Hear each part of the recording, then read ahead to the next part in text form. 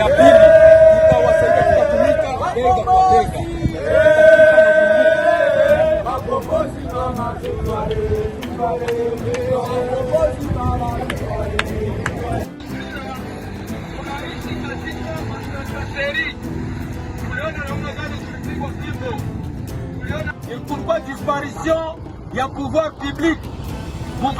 Murabizi ukuntu twakubitwaga kubera ubuyobozi bwananiwe kuyobora.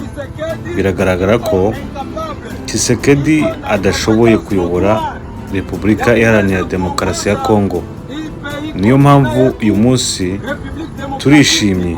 Ibyishimo dufite ntago ari abayobozi ba M23 batubwiye kuza hano.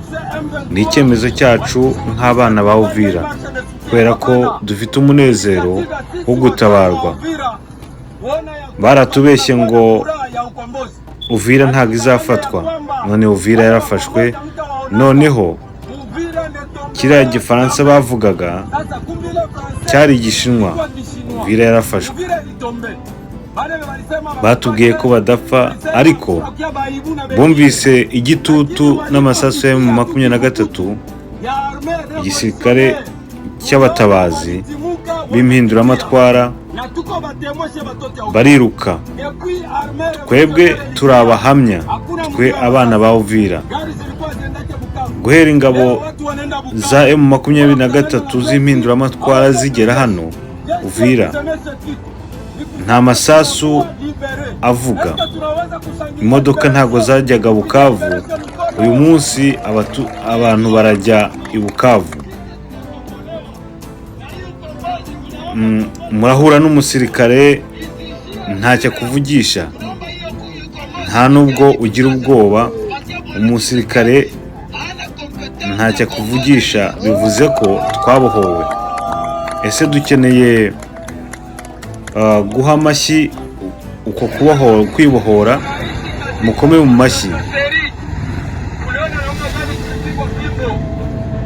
Turasaba abayobozi ba M23 uko gutabara abaturage ntibihagararire muri Uvira. Turasaba ko bagera i Kinshasa, kuko Tshisekedi ntashoboye kuyobora igihugu. Ayo ni mu magambo tugerageje kugenekereza, kuko amagambo cyangwa se ururimi ntirusobanura urundi, ariko ugerageza kugenekereza. Aba n'abaturage ba Uvira bagiye mu mihanda bakaba bamagana yuko M23 ishobora kuva mu mujyi wa Uvira, kubera ko bari bamaze gusogongera ku munezero n'umutekano M23 itanga igeze aho ifashe. Iyo imaze kubohora abaturage, ikintu ibaha cya mbere ni umutekano, ndetse igatangira kubigisha kubakuramo amacakubiri n'ubugizi bwa nabi bushingiye ku moko cyangwa se ku ndimi abantu bavuga. Bityo rero abaturage bo muri Uvira biraye mu mihanda uyu munsi ku itariki 16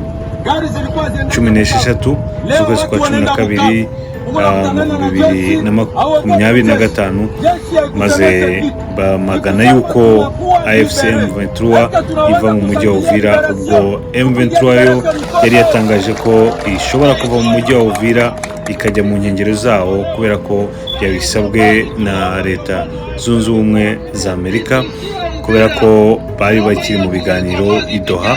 Baravuga bati twebwe turavamo, ariko turasaba abarundi ntibagaruke n'abakongomani FRDC ntibagaruke, ariko haze ingabo zitagize aho zibogamiye.